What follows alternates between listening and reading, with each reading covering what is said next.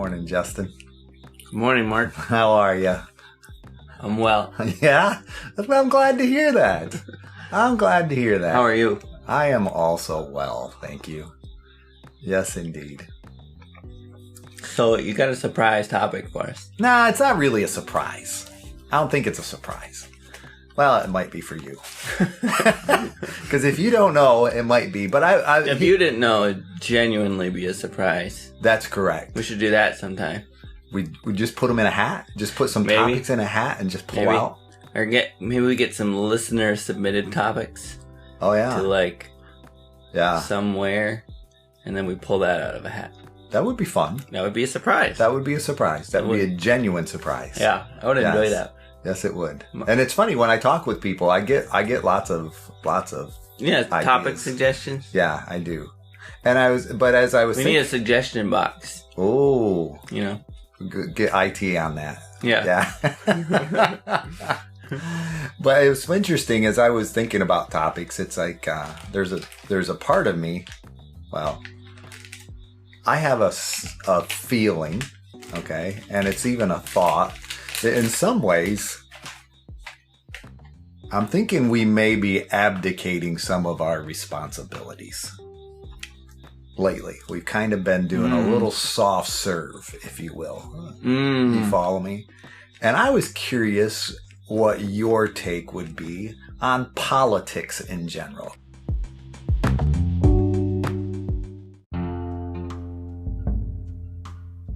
Welcome to How I See It with me, Mark Pratt, and Justin Sternberg. This is a podcast that works to counter cultural polarization through thoughtful conversations. Because I think a lot has happened since we've started the podcast on a political scene that we haven't necessarily discussed. And I think for me personally, I've sensed that, maybe that if we're want to be modeling the ability to talk about polarizing topics, that has to be one. Yeah. And that was just a sense that I brought this morning and, through the evening as I've been thinking about this. It's like, okay, we've got, January 6th committee, we've got Roe v. Wade, we've got, variants and all those things that have kind of happened since we've started the podcast. Mm-hmm. And I think, I'm not saying politics drives all those things. And I think we need to be able to separate the difference between, government, politics, but I think they're also connected. So I'm curious what your take is. You okay? What your take is on politics in general. And then I'm okay to go to some of the more specific dynamics of, things that have transpired since on a political realm. And I'm just curious what your political views would be if you had to describe them. Well, I'm glad you bring this up. It's just because, I think for me, a big genesis for this podcast for me was politics. Agreed. What was the whole President Trump, race and kind of the polarizing. Are you a Trumpy? Right. No, I just wanted to make America great again. Wait, is that the bad thing to say? I don't know. Yeah. Yeah, it was. Because you can say a name. I don't mean to interrupt, but in our culture right now, you can say a name. You can say Trump. You can say Biden, and suddenly there's a defensiveness at times you can feel in a situation. Yeah, and I think depending on how you say that name, whether you use like an angry tone or a critical tone or a positive tone, like it's just that can send you in a polarized pocket, based on who's listening to you. Yes. And it's like you're never getting out of that jail of you support that person or you don't. And yes. Yeah, it's wow. Yeah. I'll say this to be 100% honest and truthful about the topic. Mm-hmm. I don't pay attention to politics much anymore. Okay. In that was largely due to those last couple of races where I ran out of energy for it, for hearing it all, for trying to figure out who's the villain and who's the hero, Yeah. And it didn't seem possible to me to find. Let me put it this way: it didn't seem that there was a source of truth that could be trusted, a credible source, because each source that I know of, okay, from how I see it, is fundamentally geared to push or support one direction or another, based on funding, based on whatever fundamental beliefs. Because we are so polarized as people, we naturally gravitate towards institutions that support, the side that we support, et cetera, And so if you grow up in, let's say the Northeast and whatever, a liberal type family, and you want to go to get some education, you're gonna head towards an Ivy League school, you're gonna head towards certain ones like I want to say Berkeley, I want to say whatever, right? Different ones that are very specifically liberal because they are the right people, right? They have the right ideas. And then once you get out of that, you're going to go work for a publication, right? That's on that side of things. And we just have such a perfectly geared system in America to just find your, either your left or your right side and stay in that track the rest of your life. So it's a continuation of the polarizing perspective, right, that genesis that you referred to. And it doesn't seem to necessarily get better with time. Right. And I grew up Republican. That was my family. That was kind of like, that's, and there's so many values and ideals on the Republican side that I agree with. And conservatism is a big example, but even that, has a very polarizing, every term that's been used to describe as a good thing on one side, the other side is tried to rub it in the mud in one way or another. So like conservatism represents bigotry, represents whatever, hating gay people, right? Sure. Like if I agree with the principle of conservatism, then I must hate gay people. And you're some kind of phobe. Yeah. Yep. Phobia. Yeah. Exactly. But then what I've found as I've gotten older and as I've understood and heard more of the other side, that there's some stuff on that side I agree with too, but I'm not allowed to, right? It's like, you gotta stick to your lane, I don't know. And it just became more and more confusing to me that, not confusing, disheartening, that there isn't a way to vote. Like, basically you're told if you vote what you believe in, it doesn't matter because, it's like if you vote independent, for instance. Okay. It doesn't matter because you're just throwing your vote away, and everyone that's, like, for instance, on the side, whatever, they're like, you're throwing your vote away, you need to vote on our side so that we don't lose. Your vote really matters. Right. Yeah, because somebody's going to win and somebody's going to lose. Yep. And it's not going to be your guy. Yeah. So that's a quick overview of just some of my disenfranchisement with politics in general. But specific topics, I'm happy to talk about. Yeah. Well, and I guess that's a part of it. When I think about it, if you're willing to admit, and I'm willing to admit that same thing regarding a disenfranchisement with politics. And I think, there is this distancing, if you will. And I think that's sad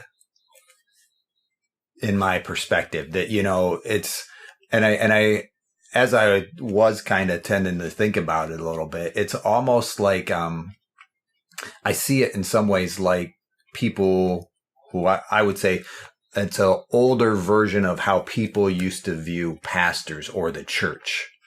It's like, we hire this individual to be the pastor and, and lead the church.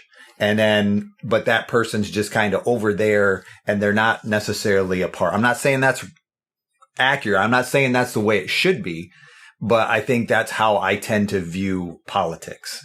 In other words, we elect these politicians, they go to Washington and then I'm not saying there isn't important. And I think it's the neat part for me is I'm more connected to local politics to a certain degree. But when it gets to a national level, it's like DC, that kind of thing. And I can understand maybe some of the frustrations because it does seem as if government or politics are removed from the average individual as I see myself. You follow me? And I think that's a sad thing. I don't think that's the way our forefathers intended it to be. Right. That they're, and granted, here again, we can bring that a church model to it. It's almost like a mega church type dynamic we can look back and say, yeah, the forefathers intended it to be this way. And yet the United States is so much bigger now and government is so much bigger than I think our forefathers intended it to be. Mm-hmm.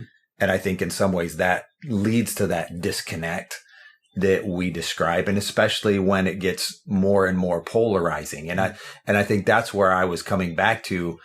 I'm not sure that I'm going to speak for myself, should be distancing myself from politics in some ways, even though that's my sense. Mm-hmm. You follow me? From a character standpoint. Because I'm recognizing that that's a part of my tendency as well, is to say, okay, it really doesn't matter, but I think it does matter. Mm. So how do I actually engage the process in a way that seems to matter? Yeah. You follow me in that? Yeah. So the idea is that you're maybe not quite comfortable with the position that you've been fading into, of like kind of abdicating responsibility from my perspective. Yeah. Yeah. That's a strong how I see it right there. It is. Abdicate. Yeah. Yeah, no, I get that. I think, I have lots of thoughts about that. I think for me personally, I've started to understand my responsibility to be, again, how I see it. Mm-hmm. My perspective has been all of the energy and time I spent in politics was wasted for me, because the points I was trying to make, or the agendas I was trying to drive, were met with derision or whatever, because the people who are on my side, they didn't need to hear that. And they weren't, going to jump on or whatever. And the people who, I thought needed to hear it, simply met it with like, oh my goodness, let me share how wrong you are, Yes. And it was like, wait, what am I doing here? Like, what am I trying to prove? What am I trying to push for, and for what? Like that, I'm simply getting into a place where I'm creating arguments, and that's not something I'm interested in. And this has to do with my way of doing what I was doing. I'm not saying what I was doing is right, social media, all that stuff, right? Okay, I hear you now. I understand where you're coming from. And I recognize, like, what my responsibility is to my family, to the people I lead here. And what I can do is train up my children the way they should go, so when they get old, they don't depart from it. Mm-hmm. And the people that I meet with on a regular basis in terms of accountability or sponsorship, those kinds of things, I can work with them and their families and their, I can work in the micro. Sure. And trust that this will bleed out into the macro. Like, basically trust God to use whatever I'm doing here to mean something beyond right here.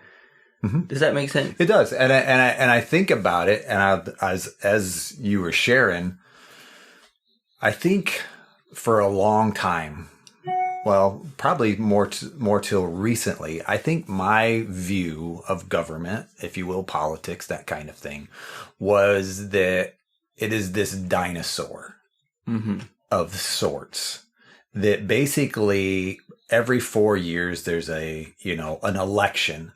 And by the time that 4 years, possibly 8 years is up, this dinosaur hasn't necessarily been able to move that far, that quickly in that 4 or 8 years. You follow me? To where it's still kind of heading in the same general direction, maybe a little shift this way, but ultimately that will shift back, or shift to a certain degree. Yeah. And I think, more so recently, I've seen, and I'll just say, with the, executive privilege, and decisions being made, at a certain level, as I see it, I think my concern that the dinosaur is turning quicker because it's not necessarily as governmentally driven. You follow me? From a political sides perspective of balancing and a check and balance. Yeah. I see that process as being short-circuited to a certain degree. And that concerns me. And then I think about it from that aspect of, okay, how does today, or what decisions of today are going to have a greater impact on my children and my children's children to that degree? And I think that's a little more of where my personal, desire to be a little more involved, to be a little more aware is coming from. Because I think there is this kicking the can type mentality that gets to a point where it just rests on my grandchildren's shoulders. And I feel a sense of, it's not obligation, but a sense of duty, maybe, to be doing things that I can today to avoid just kicking the can to my grandchildren tomorrow and them saying, someday, this conversation in my mind, well, what did you do about that? Yeah. You follow? And I think that's where the whole thing is coming from for me, because I see, and it seems as if the viewpoint of the dinosaur I had seems to be changing. Things seem to be moving quicker than what I remember them being. And maybe that's just a process of aging for me. You follow me in that sense? And so, and maybe even just that sense of duty, I think about it more from a generational standpoint than I probably ever did before. But I think, as you mentioned, the impact I have, I don't want to necessarily be abdicating my responsibility on a larger level if I have. Yeah. And I think, we can get to that point where we look at government as being so big that, we don't have responsibility, not responsibility. We have responsibility, but we don't have, and control isn't the right word. I'm just looking. Power. Yeah. That's how I feel. Yeah. I feel like. I think, and in some cases, I think that's how many people feel. Yeah. I don't think you and I are alone in that. I think there is that sense of, well, I would do something, but I don't think it would make a difference. Yeah. And I would love to know from you, as you feel like you want to take back this responsibility versus abdicating, what are some of the things that you think you can and should do to help with that? And I'll just clarify my earlier statements. I certainly don't think my position, I hope not everyone in the world, takes that position or won't have any, I think there are people who are meant to be in the space and meant to be doing it. And I just felt like, I don't think I'm one of those people, and that's okay. Yeah. But that being said, I love the idea of someone like a Mark being in that space. I'm serious. And I think of some of our local politicians. We had Jason Disbro on, and just hearing his heart, I'm like, yes, I'm glad this guy's around doing what he does. Yes. And I'm glad he's not like me. And I'm glad he got into it. And he got passionate. He got involved. And it has the ability, he has some power to make some changes. That is just, I'm so thankful that there are many, many people like that in the world. Because there also is, to balance that, there is a contingency of people who are in it for the ambitious side. And, no, I don't know any of them personally. So obviously it's easy to kind of sling that and say, I think this is what it is. And just dirty politicians everywhere. But right. At the same time, that there is certainly a portion of politicians, right and left, who are in it for the wrong reasons. Or maybe like any yes. occupation. Yes. So I guess my point is I want there to be a balance to that with people who have that integrity, people who may not share all my same viewpoints, but as a whole, I think I'm glad this person's doing what they're doing. You know what I mean? I agree. Long-winded way. Well, no, I think I appreciate that because I never want it to come across that I don't want it to come across that I'm scared, that I'm fearful. I mean, yes, I have concerns, that our tendency as humans is to say, okay, we don't need God, and we want to eradicate, him from everything government, even though our mottos are in God we trust type thing. So I just want to recognize I'm not fearful. This is a personal thing for me that I think I'm wrestling with.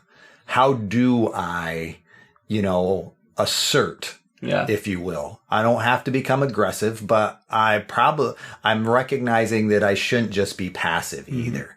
So again, what are some of those ways? And is this podcast one of those ways? This podcast is definitely one of those ways for me. And I think, I understand where you're coming from on the sources. How do we find credible sources, to understand what is true, and I also agree that there are people who are passionate about politics and they are, representing, me, you, all of us well, in that sense, they are doing a great job at, being congressmen and representatives and that kind of thing. And I would dare say even people who may have differing views than I do are still doing a great job at what they were elected to do. Yeah.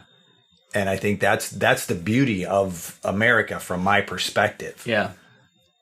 Is it's not perfect, but it certainly is the first runner. I love I think it was Benjamin Franklin's quote, which is, democracy is the worst government in all the world except for all the other ones. Exactly. Right? Yeah. No, it's proven to be, in our experience as Americans, to be absolutely true. It is the worst one except for all the others, and we benefited from it being the best of the worst. Yeah. But also we see the cracks. We see the, dinosaur footprints. We see, the guy at the head of the dinosaur yanking it left and right. We see all these things, right? Yes. But at the same time, that'd be good. One of those good little editorial cartoons. Like a New Yorker cartoon. I don't know, New Yorker. Yeah. Different people on the head of the dinosaur kind of pulling on the ears, weighing it off. Yeah. Yeah. That'd be a good little, yeah, sorry, I didn't mean to digress, but I did. I would like to see you draw that cartoon. Yeah, well, I'm not the person. That'll be in the show notes. Exactly. That's not my ability. That's not how you're gonna start working on this. That's right. And I appreciate that what you shared to the fact that we have our areas. You're great, Justin. You're not Mark. And I'm a good Mark, but I'm not Justin. So I think there is something to be said for, okay, what am I personally responsible for? And if that is for you, if that is, to enter into politics, then you got my support. But at the same time, I am wrestling with, short of my duty, I there again, to vote. I think, that voting does matter. There's no doubt about it. Mm-hmm. And we can, and I think there are, we can hear the mantras that say, well, your vote doesn't count, that kind of thing. And I think that's a defeatist way. I'm about to sneeze, Justin. Do it. Bless you. We are not going to edit that out. Okay, that's okay. Might be a couple more that follow, but I think I'm good. I think I'm good now. Politics. You do what you got to do. I'm allergic. I hear that, but it's not something. I hear you. I heard that. So yes, that being said, that's how I see it, and I want us to be able to have conversations, that are able to recognize, okay, yeah. How do we deal with certain topics? And I think some of it, I like the point you bring up in that context of feeling defensive, when certain names, when certain topics are brought up. And I do think from my perspective, that's the part that I want to start working on for me personally. Is when I'm faced with that, when that comes up, I'll typically say, help me understand that. Yeah. What is it? So if I understand you correctly, you have a desire to work on the impulse of feeling defensive with certain topics or names? Yes. Or is that what you're saying? Yeah. And it was interesting. And I might have even said this, earlier, because it was, I have I would say it's a gift. Okay. I have a gift to remember things for a long time. Okay. Sometimes maybe too long. But I definitely try to keep short accounts in that sense of forgiveness and that kind of thing. But I do have the ability to remember conversations for a long time. And I did happen to have I remember a lady that I was talking with in her home. She was talking about voting straight party ticket. Okay. And it happened to be at the time that, Jason Dispro was running for his office. And I can remember being in their home and she said, I just voted straight party ticket. Because I couldn't vote under the Trump administration. I'm just putting that out there. Under the Trump administration, she could not bring herself to vote for a Republican. Yeah. Okay. And I'm not saying I agree with that perspective, but I recognize that's where she was. That's how she saw it. Yeah. Exactly. Because her in half the country. Yeah. 30%. I don't know. Let's do a poll. Exactly. But at the same time, I can remember that conversation, Yeah. And it happened to come up that, we were talking about that we were doing a podcast, and all of a sudden in the back of my mind, I'm reminded of her voting.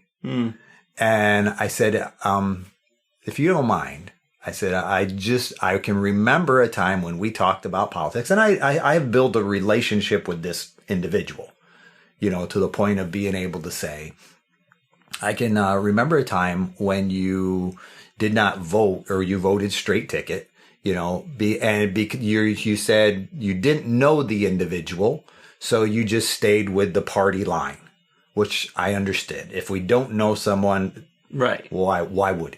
So, but it just so happened that I can remember we had Jason on, and at that point, that podcast had released, and it was an interesting thing for me because having had that conversation, I was able to say, yeah. And so here's this individual. I'm not saying you have to listen to our podcast, but if there's a desire for you to get to know him and hear his heart so you do know him, here's an opportunity to do so. Yeah. And for me, that was an opportunity that I felt led to. Right. Because and I think that's the thing. I want to be starting to engage this polarization wherever I see it. And I think that's what even brings up the topic, because I think in some ways, you and I have to be able to talk about politics. Yes. Yep. May we still have some alignment? Well, likely so. Mm-hmm. But at the same time, I think we have to be aware that when other people, and I'm not saying that in a judgmental sense, but when we recognize a polarity, we have to be able to kind of walk into that. Yeah. And even to a certain degree, check who I am, because I don't think it's always about win and lose. And I think some of it is about the ability to have the conversation in a way that creates understanding. Because I think in some cases we are at a point where everybody has a talking point, and those talking points tend to be polarizing. And I think it's a matter of understanding and getting to know. And granted, are we going to change people? No, because I don't think that should be our intent. I think our intent should be to know and try to understand. And I think there, like you were saying about the influence we have on our children, I think that is a powerful thing as well, when we desire to know someone and they understand that is our intent, is to know versus to try and change. I think that's an important difference. Yeah, that's good. Yeah, it's just so many thoughts, Well, go with it. The last one that came into my mind is just thinking about Jesus and his ministry. His 3 years here, he didn't have time for politics. He had time for he was very focused, right? Sure, for obvious reasons, and he didn't have time for politics. Okay, that's how I see it. I see. I'd love to hear your perspective on that. But for me, he was about his kingdom. He was about building his kingdom, not about. And so when they would come to him with questions about politics, he would answer them in such a way that they, quote unquote, marveled at his. I forget what the word was. Smartness. His teaching. His basically his exactly. Teaching. Like, he taught like, wow, I can't respond back to that. So good. Yeah. And they're like, what do you do about taxes? We're in an occupied country, and we're occupied people, and we're, in some ways violently occupied. And what are we supposed to do about that? And he said, well, bring me a coin. You see that picture? This, it's got a picture of Caesar. It says, so give to Caesar what's Caesar's, and give to, to God what's God's, or whatever. And it was just, to me, that's essentially how that version of Jesus, how I see it of Jesus, is how I want to be personally. It doesn't mean that's how I want my kids to be, although I also recognize how that works, right? That what you model and all that. But there are answers for politics that are about his kingdom. Sure. And so those are the answers that I want to be about. And it's much easier for me to hold to that party line, right? The kingdom. Yeah. It's much easier for me to put the perspective of United States politics, put that into perspective when I'm thinking about a kingdom that supersedes that. Does that make sense? And so then the parties don't matter, because what matters is truth and, righteousness. And in some cases, this party's going to do what I think is right. In some cases, this party is right. And yeah. And so, that being said, I would still wrestle with that whole kingdom dynamic, and you're fully aware, when we think of the Lord's Prayer, your kingdom come. Yeah. And I would see that in those three parts. His kingdom in my life, he gets to rule and operate in my personal life.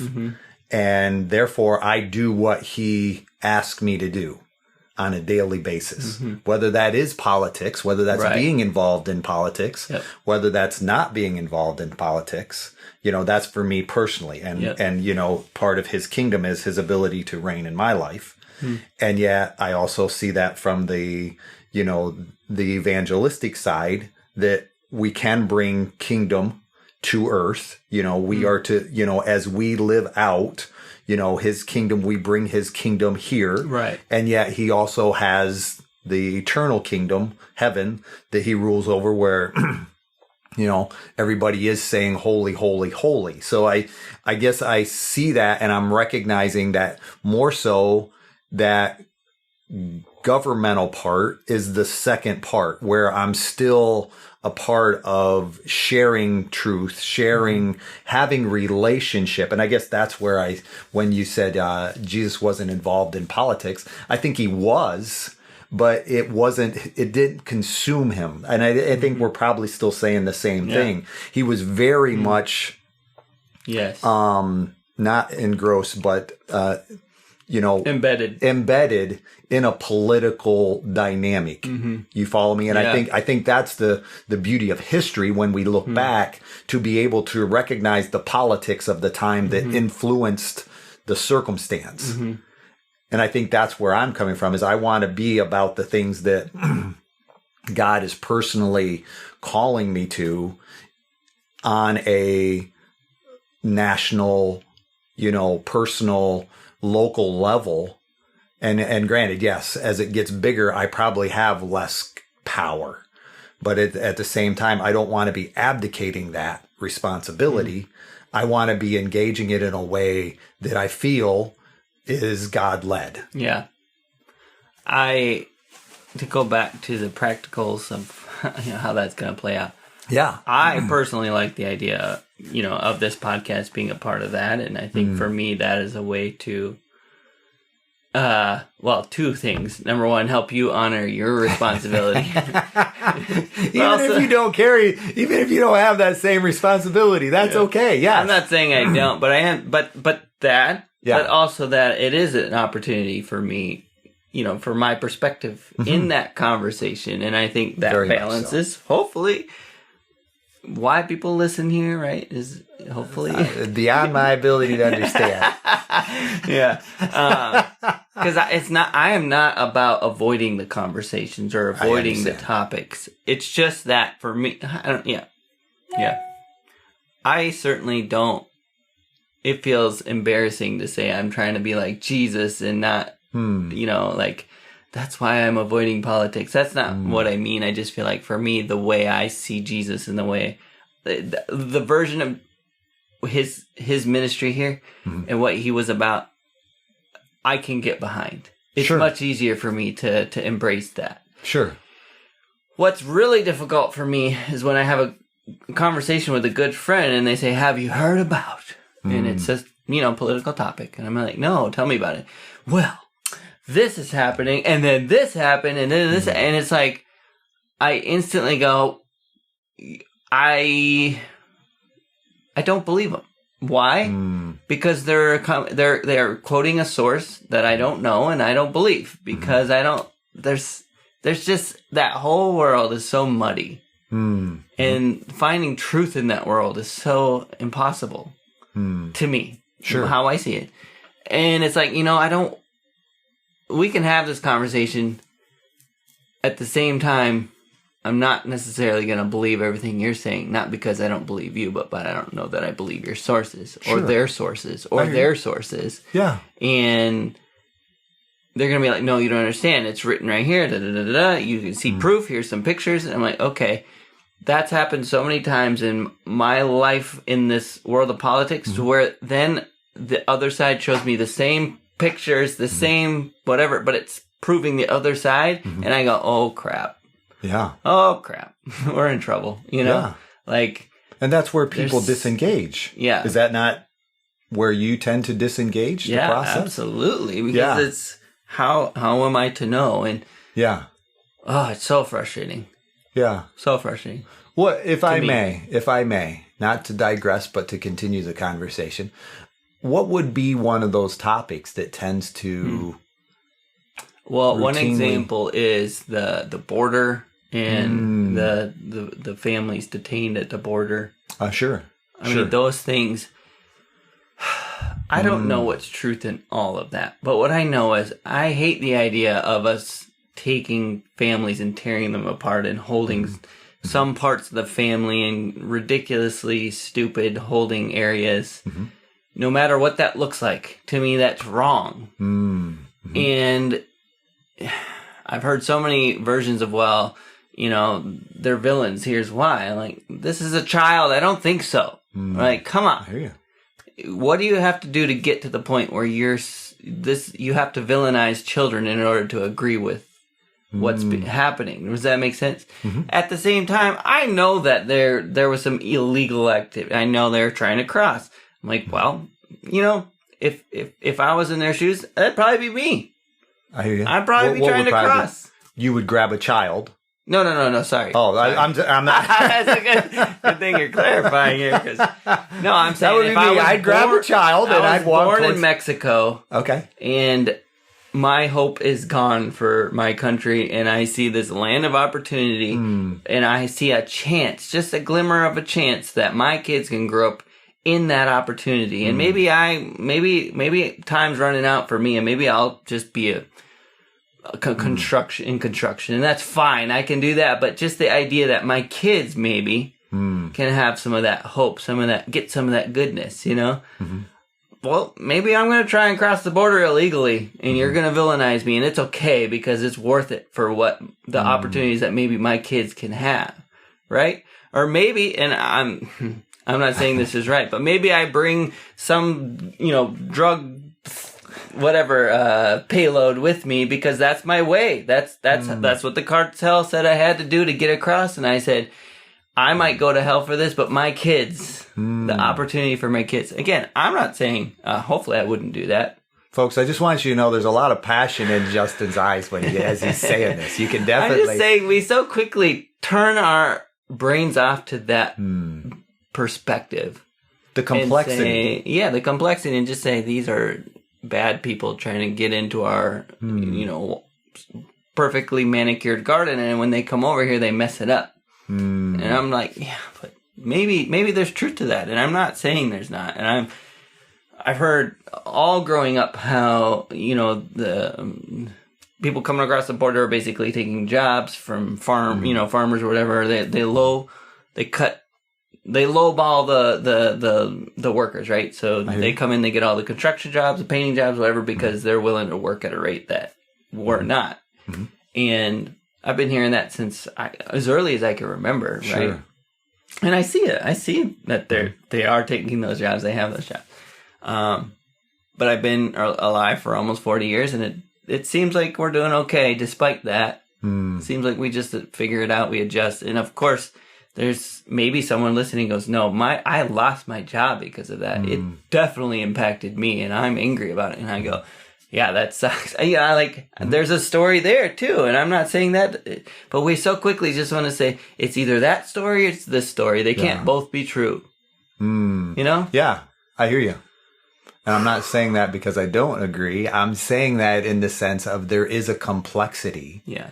And to say it's as simple as a wall may be beneficial, but at the same time, I think a wall can be beneficial in the sense of the people in that geographic location are definitely being impacted. You follow me? When you're in the States. To be clear, I'm not even necessarily talking about the wall as much as immigration.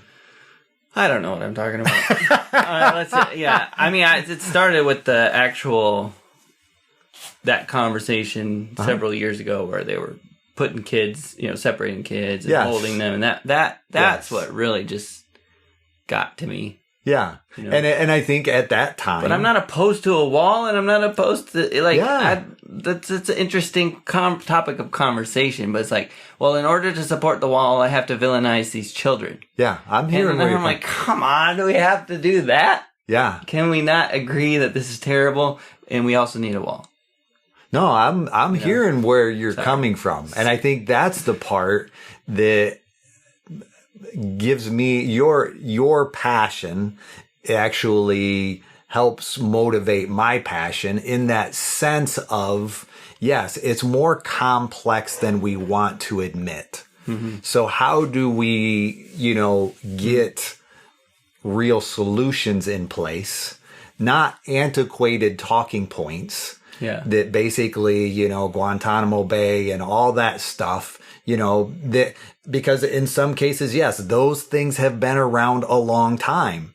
So if we're talking about an antiquated system, then we need to recognize, yes, we need to do something different. And I think sometimes our tendency is to, well, it was good enough for then. What makes it different than it needs to be now? And I think, there's a lot of complexities to that. It's like, does a wall answer it? No, but I also recognize, like I was saying, if I'm living in the United States and I'm fearful for my family, based on that villainization, right. I'm understanding that perspective, because if I'm living in North Carolina, New York State, Michigan, whatever, what's the big deal? You follow me? What's the big deal? So a few people are coming across. Well, they're not coming across in my yard. Yeah. So that of course makes a difference. Yep. And so I'm willing to hear that, and I think that becomes a part of the process, is to be able to say, okay. And to kind of walk through that, where, to say villains and grabbing kids, okay, on the other side of that is the equation of, okay, is there a process, and is the process working, and is it expedient? Does it have to be expedient? Right. You follow me? Is it effective? And I think, those become the difficult dynamics. Is there a process versus this, hole in the wall type perspective that we just turn an eye away, and what happens. And here again, we're talking about a complex dynamic, and I appreciate the ability to do so. And what happens for me when you start diving into the complexity of any given topic? Sure. This is just one very zoomed in topic on one, and there's a ton that we could address. And there's so many branches to that conversation. Right? Sure. That my brain starts to short circuit. It starts because it's like, okay, we're digging, and it's just getting more and more complex in this one thing. And now we got to have all these other conversations and fight the tide there of polarization. And I just start to short circuit. I'm like, I don't have time for this. This is stressful. This is brings me anxiety. It's like there's no way we can solve all these problems. Yeah. And I see that is a difference. That is a difference between us. I feel myself getting more passionate and excited, and I'll admit there's a naivety in that. But yet there's also a passion in that says, okay, we got to be having these conversations in such a way that says, okay, if this isn't working, what do we need to do? Yeah. And just because somebody has a new idea or a different idea doesn't make it, well, that's dumb. Right. And I think that can be our tendency where change is concerned. Makes me think of our Chesterton's fence episode where the fence may need to move. Yes. Right? And it's worth considering, but we have to know why it's there. Right. Yes. Right. Or why there's a purpose in constructing a fence. Yep. If we're going to. Right. And what do we desire to accomplish? And how do we create a process that recognizes people will be impacted by this fence? Yeah. And granted that, from an immigration standpoint, there's a lot of quite a parallel there. But at the same time. Wow. At the same time, we said at the same time. We did. I said duty once too, but that's all right too. Okay. Our duty? Yeah. Go ahead. Yeah. That's an inside joke in our family. Maybe not so. Yeah, not so much in ours. Yeah. I'm going to pretend you didn't just make a poop joke during a politics episode. Well, what better place? Hey, if the shoe fits. I'm not trying to digress, but I'm just thinking about the fence thing and and politics in general, and kind of the lowest common denominator thing that can kind of happen sometimes where, well, this side wants a fence, this side doesn't. This side wants a tall fence, this side wants a short fence. So we end up with a fence that has some tall parts, some short parts, some missing parts. And we go, there, we did it. And it's completely ineffective. And it took so many resources, right? And it took so much time. And it took so many people's focus away from important things to arrive at something that's useless, right? Or maybe this 2-foot span, yeah, a rabbit's not going to get through there, but it just has to walk, 10 feet that way or whatever. You know what I'm saying? Where it's like we end up with solutions sometimes that are watered down and don't solve the problem, but they allow politicians to say, look, I did my job. I promised you a fence. Here's your fence. And they can now operate in that. I mean, like, I can't help the fact that, there's parts missing. That's because of this bad guy. But I did my part. See, there's clearly a board here standing. And it's... oh, lo and board. I gotcha. Okay. Yeah, it's like, I did my job, and it's just so easy to... I mean, yeah. Go ahead. We've all seen political commercials, right? They're ridiculous. They're ridiculous. That's a favorite time of year to watch television, isn't it? No, that's my favorite time of year to not yet. Yeah. Yes. You're so short-circuited, you're not even catching my sarcasm this morning. Yeah. That's okay. You're right. My brain just starts whirring, and it's like, make it stop. But I actually enjoy this conversation and will enjoy it. It's not about not wanting to have the conversation. I think this is probably a good introductory episode to the whole concept of kind of where we come from, how we see it, because that is a big part that drives me is I don't have the ability to process it all the way that I think it should be. And yeah, in those conversations, my desire is to escape them if it looks like we're just going to do talking points, because there's just not, I don't have a desire to ruin our friendship by saying, I think you're just quoting a talking point that probably is lacking nuance, And I guess that's where I come from in this process of, and I think that's kind of how we started it, it's tell me about what your perspective is on politics. And I think, it can still become defensive in a heartbeat. But yet at the same time, I think we have to be able to have these conversations. And I think, yes, there will be a certain level of futility maybe in some of it, but not all of it. And the ability to have the conversation in the first place is important. Yeah. And I guess that's where that's how I see it in that process. And I do think, yes, and I'm just putting these ones out there. I'm not saying these are topics, but whether it is, abortion, Roe v. Wade type dynamics, whether it is gun control, whether it is taxation, versus, fair tax, that kind of thing, it's like, yeah, we need to be able to recognize there's a complexity to this. And, and I think that's our tendency, regardless of the topic, is to go to the polarized dynamic. Guns kill people. That kind of polarized thought. It's like, okay, or just do away with how a person sees the Second Amendment. Those becomes the what the NRA may use, or, what the individual who when we don't have awareness, when we don't have accurate information, I believe our tendency is to go to one pole or the other. But I think as a person develops an awareness, they're able to recognize the complexity. Okay. Yeah.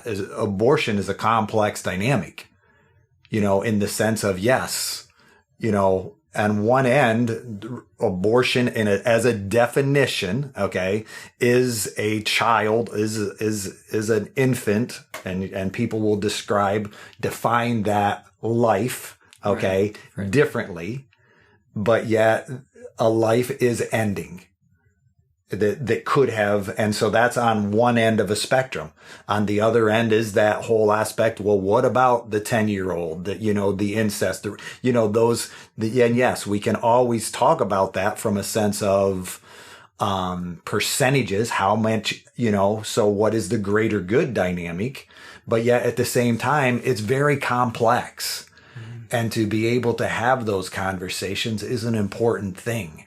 Mm-hmm. And to recognize, yes, based on my circumstance, how I grew up, what I experienced, I'm likely going to align with one side or the other. Mm-hmm. So how do we, and I think that becomes the more difficult part as government tends to get bigger, it's more difficult to recognize the complexity. Because we just want to have a rule that deals with that. Mm-hmm. And I think we've all experienced that process of, okay, in a certain business or relationship dynamic, there's typically people that people don't want to deal with. So the whole group gets addressed. So one person isn't necessarily singled out, or you don't have to deal with that one issue. Mm-hmm. You follow me in that? And I think that's what complexity is like. We still have to be able to address that dynamic mm-hmm. in such a way that has compassion. Okay. And yet at the same time, it's complex.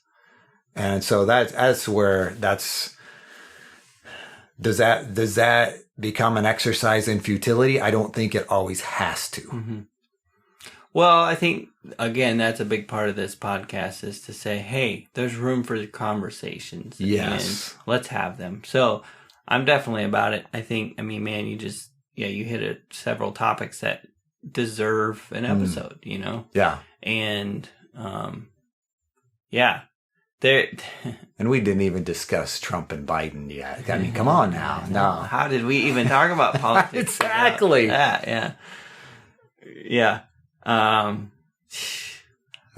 I see the sparks flying again. Yeah, just so many thoughts. But again, I think this is a good introductory episode to just talk about talking about it. And I just think about certain topics like abortion is just unbelievable polarized to where there's so much anger and vitriol on both sides. I feel like there are some topics, how I see it, there are some topics where the right, what do we call it, right wing throws more mud than the left, and they're the angrier side. And I feel like there are some topics where the left throws more mud and is angrier. And but abortion, I feel like there's anger on both sides, and I happen to agree with the right wing side. I happen to agree with it's a life. I happen to agree with that is a life that we're ending. And if that's how you believe, this is the thing that frustrates me, is that if you're on the other side of the fence and you look at me and you say, if you truly believe that's a life that's ending, and that you're going to be upset about that because it's murder, right? Sure. We don't typically just have a blasé attitude about murder. We typically think it's very wrong. Just no matter who you are, if you look at somebody and say that person killed that person who was innocent and they murdered them, we typically are very passionate about that's not acceptable. And in order to balance that, there's so much anger on the other. It's my body, and like my rights and all that stuff. And it's like, there's only one way you can balance that righteous indignation is try to come up with some other righteous indignation about it's my body, it's my rights, whatever. And don't get me wrong. I know there are people that I love and respect on that perspective. And I want to have that conversation with both. Okay. Both sides of that. Gotcha. I'm just saying we've so quickly vilified the other side. And often there is some deeply held truths that are at challenge here. And so if you say, you need to stop believing that way and believe my way, it's like saying, for me, again, how I see it, my perspective, is like saying, you need to stop believing murder is wrong and come over to my side and see that my my rights as a person matter. Yes, I agree. Up until it means murdering somebody else, right? And that's a talking point, and it gets people so fired up when they hear that. Well, you're whatever. There's talking points on both sides, and exactly. And again, and it's interesting, even just observing you and and in that process, I'm recognizing, even a difference, maybe of view where anger's concerned, because I don't necessarily see anger as its own entity. I see it as passion. You follow me? That there's a passion behind that, and there's a reason why that person feels that way so strongly, and they're willing to speak up about that over most any other thing. You follow me? And I think when we're willing to recognize, not that we're going to change that person, but I think there is something to be said for recognizing, oh wow, I see that passion. Tell me where that passion comes from. Help me understand that. Because I realize we're probably on different views, but I want to understand that passion. And granted, there may be a talking point that comes. You follow me? In that sense of, okay, yeah, my body, 10-year-old child, we're going to make them have a baby just because. You follow me? And so yes, that becomes a talking point. But it's likely more than that, because it might be a personal experience for that person. And I think, there needs to be a way to address that in such a way that at least that person, by us in that moment, is feeling understood. Because I think when we can do that, when we can have that conversation, then suddenly it's not about that one facet that labels you, right-wing homophobe, or me, liberal, from the Northeast, whatever, that kind of thing, to where there's a point where we're able to say, okay, and granted, is that naive on my part? Pollyanna, whatever you want to call it. Yeah, maybe to a certain degree, but I think we have to be able to have these mature conversations in such a way that says, okay, yeah, I can see where you're coming from, and I understand where your passion comes from. Yeah. And valid point. I think I'm all about all that. I think, again, that's why I enjoy the conversations with you specifically, because I think you can have them in a calm way that says that. Where I might, I might get fired up, whatever. I think there are some topics that will be difficult for us to do justice to, because we're just abortion is one of those where I think we both feel very strongly about it being wrong, for reasons. And so it's going to be hard to have that conversation in a way that is able to adequately describe the polarized viewpoints, because from how we see it, some of those viewpoints are hard to even swallow. It's like, I don't, you know what I mean? I do. But I do think there are some topics. Now, I'm not even saying that's off the table, although it's a tough one. But I think there are some topics where we could definitely do it justice. Well, in terms of perspectives and talking about guns, I think is one of those, because I know, I know that you and John like shooting. The story about the groundhogs, and Chris. I mean, I love that part of your family. At the same time, I don't own a gun. I've never had a gun. I've never gone shooting. It's not part of my culture. We're still friends, even. And we're still. Can you believe that? And I look at things like school shootings, and it's just painful that that's just a normal thing in our country. And again, these quotes that I've heard about, like, it's worse here than any other place in terms of school shootings. I think that's true. I believe that's true. Maybe it's not, who knows, depending on what sources and all that. Again, I think that's a topic that we could totally have a good conversation about, and we still might. Yeah. And I guess my thing is, I don't want us, you and I, choosing to sidestep those topics. Yes. In such a way, because I do believe from my perspective, that becomes irresponsible to a certain degree. And I'm recognizing, yes, we may have the same point, but I think from my perspective, it becomes about modeling how we have difficult conversations. And even if that means you and I looking for topics like gun control, where we might be on separate sides of an equation, you follow me in that sense. And granted, I don't want to blame anyone. I want to be able to say, okay, yeah, I understand where you're coming from. And so what do we do? And I think that's a great idea. So yes, thank you for sharing your political viewpoints with me this morning, Justin. It's been a pleasure. I got to rewire my brain now to get back to sanity, but you're welcome. You are welcome. No, thank you for bringing this up and the surprise topic. Yeah. Well, I think that's, from my perspective, that's how I see it. But yeah, I also recognize that if you and I can do it, I think, we're able to recognize, okay, yeah, sometimes there's going to be some surprise topics that come into our lives. And I think it was a fun time. So know that I appreciate you sharing. That's how I see it.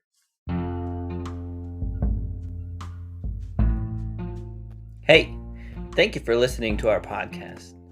If you like how I see it, please do all the things that podcasts tell you to do. Subscribe, rate, review, follow us, and or talk nicely about us on social media. If you want to reach out, the email is us@howiseeit.click. Yep, I said .click, as in .click. Please tell your friends about this show, and we'll see you on the next one.